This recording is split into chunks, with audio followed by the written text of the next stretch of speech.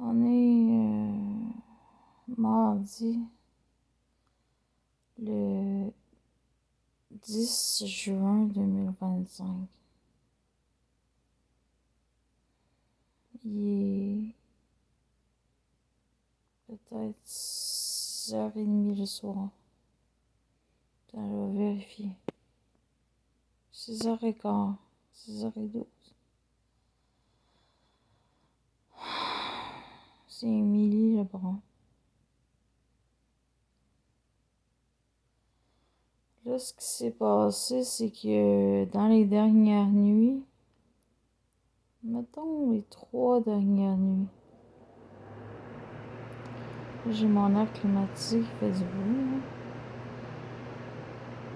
Dans les 3 dernières nuits, j'ai eu de la misère à m'endormir. C'est comme si mon cerveau était trop actif. Puis même si je prenais du clonazepam, 1-2 mg, puis que je faisais des respirations, des pensées positives, ça fonctionnait pas, là. Je me suis endormie plus tard et je me suis réveillée plus tôt.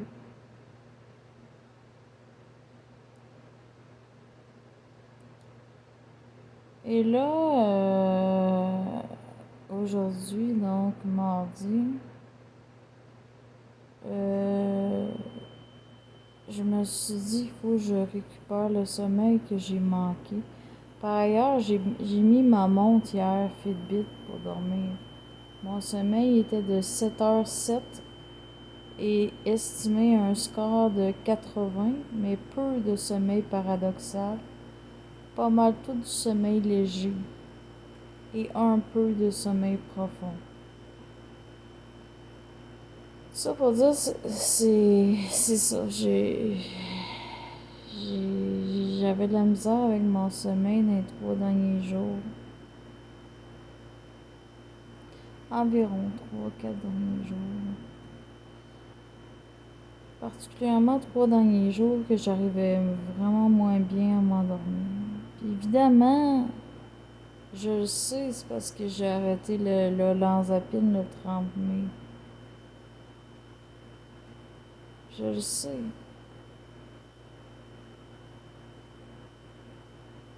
Mais le problème avec le Olanzapine, c'est que avec ça, c'est que j'ai toujours, quand j'ai cette molécule-là dans mon sang, je vis avec le risque à chaque jour, particulièrement en fin de soirée, de journée, soirée, d'avoir des crises oculogées.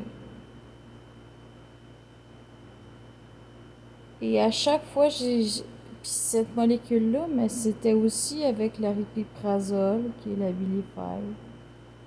Toutes les molécules antipsychotiques que j'ai essayées me causaient toujours ce risque-là de crise oculogée. Et c'est un traumatisme à chaque fois de vivre une crise oculogée. C'est comme si le système nerveux, mon système nerveux, capote, là. Il capote, là. Il capote, il saute, là. Les neurones, il devient hors fonction, là. Non fonctionnel, devient, il déconnecte, là, complètement.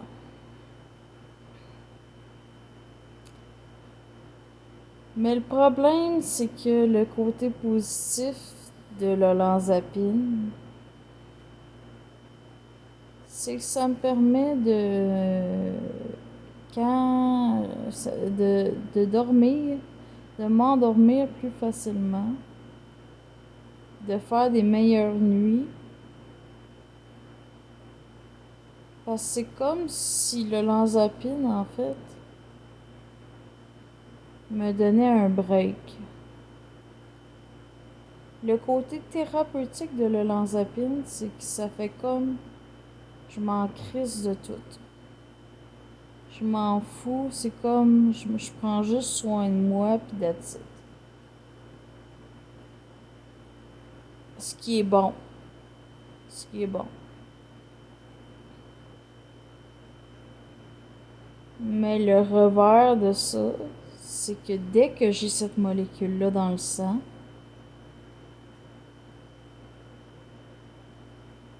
lendemain sur lendemain, des jours plus tard, une semaine plus tard, 2 semaines plus tard, les crises oculogées recommencent. Et il n'y a aucun médecin qui a trouvé une solution à quoi faire pour arrêter ces crises oculogées-là. Il n'y a aucune molécule qui m'a essayé suggéré, j'ai essayé, qui les arrête. Tu sais, c'est intentionnel de la part des psychiatres de pas trouver de solution à ce problème-là. C'est intentionnel de la part des psychiatres, incluant de Dr. David Marvin Bloom, que je trouve pas de solution à ça. Parce que je suis pas moi-même psychiatre, puis lui ne veut pas me donner la solution. Alors, quand je suis sans antipsychotique, par exemple l'olanzapine actuellement, c'est ça, mon sommeil devient de moins en moins bon. Puis c'est sûr que je me dis, à un moment donné, mon cerveau pourrait se réajuster, passer un cap ou un seuil, puis après, je serais correct de vivre sans médication antipsychotique. Mais il ne m'accompagne pas, Dr. Bloom, là-dedans, réellement.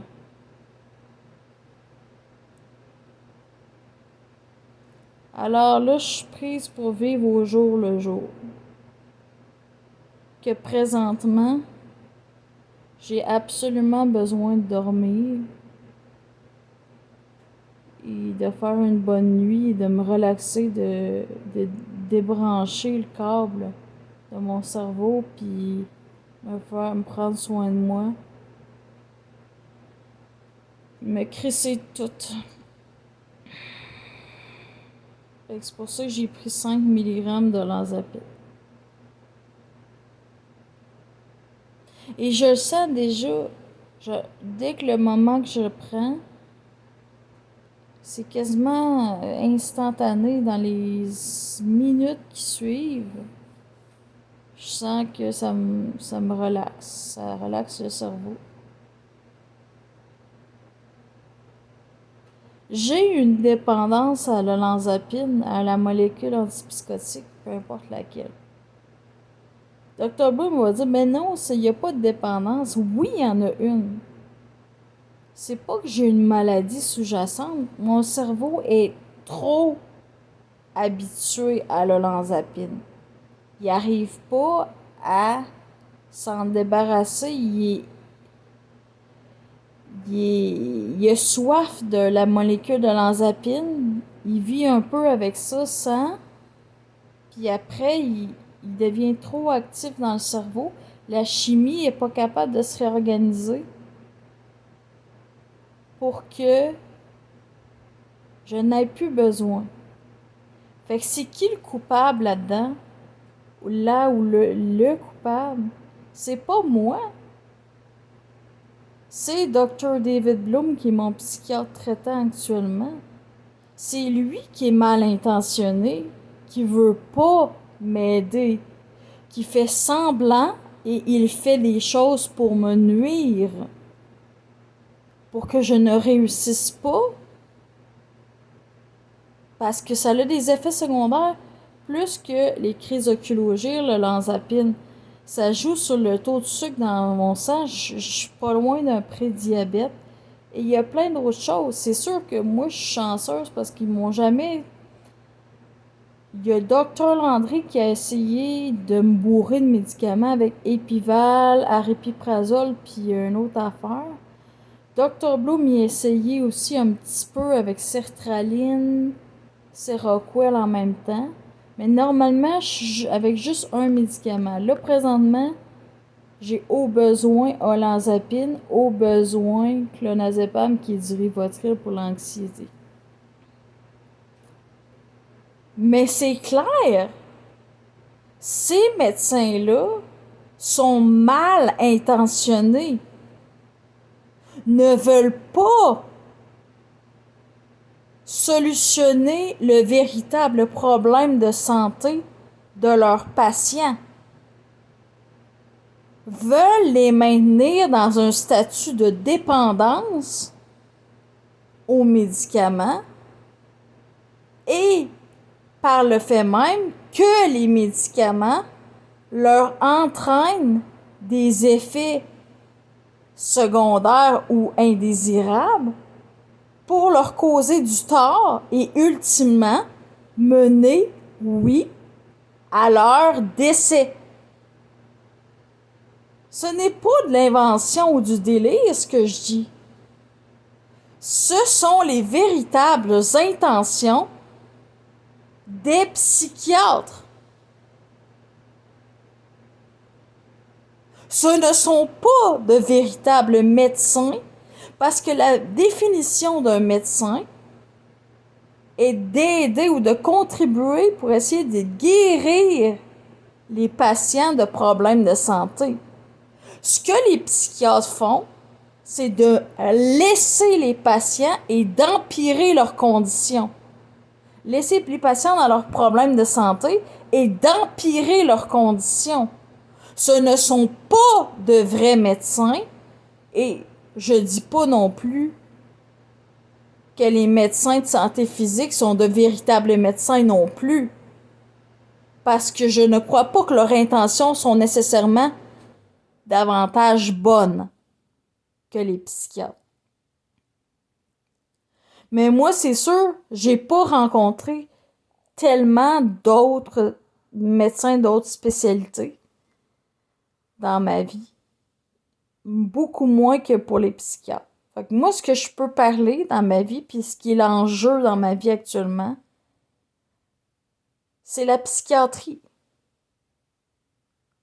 Et les psychiatres, je peux vous le dire, puis Dr. David Marvin Bloom est renommé au Canada, a écrit des livres, a écrit des articles scientifiques, est renommé par ses pairs, PAIRS, d'autres psychiatres, pour être quelqu'un qui s'y connaît très bien en maladies psychotiques et en médication qui crée des effets secondaires ou des effets néfastes sur la santé physique.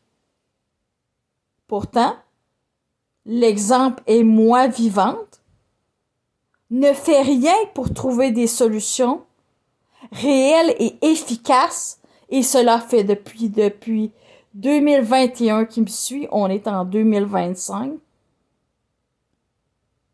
pour trouver solution à mon problème.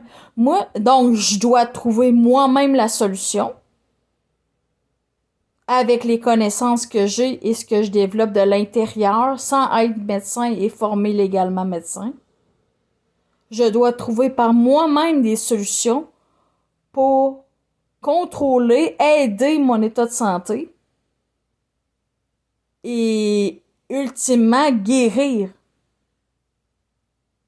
Guérir si j'ai des maladies de l'esprit et guérir des effets néfastes que les médicaments ont eu sur moi.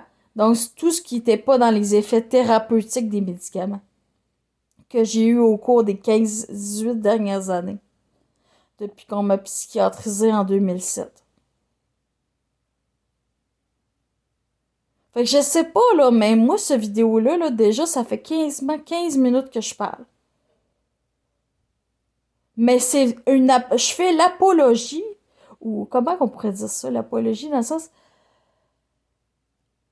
je détruis carrément l'estime des psychiatres, même s'ils vont s'en foutre de ce que je dis. Ça va leur passer 10 pieds par-dessus la tête, 15 pieds, 50 pieds, ça va leur passer sur le dos d'un canard comme si j'existerais pas. Mais la vraie vérité, c'est moi qui l'ai. Ils ne sont pas là pour aider les patients. Ils sont là pour détruire et tuer les patients. Avec leur science, ils se protègent avec leur science psychiatrique et d'autres arguments, sont spécialistes de ça, mais non pas pour aider l'état clinique des patients, mais pour détruire, soit à petit feu, de n'importe quelle façon, pour détruire la santé des patients. Et donc, ultimement, les tuer. D'où l'idée, c'est un génocide. Les médecins sont formés, sont faits, les psychiatres, c'est fait tout le système de santé mentale pour tuer des personnes qui sont identifiées par le système comme malades mentaux. Ces personnes-là je sais pas comment qu'à l'interne c'est fait, mais sont identifiées, taguées, qu'ils ne doivent pas s'en sortir et ils doivent mourir. Alors, les médecins savent à faire ça.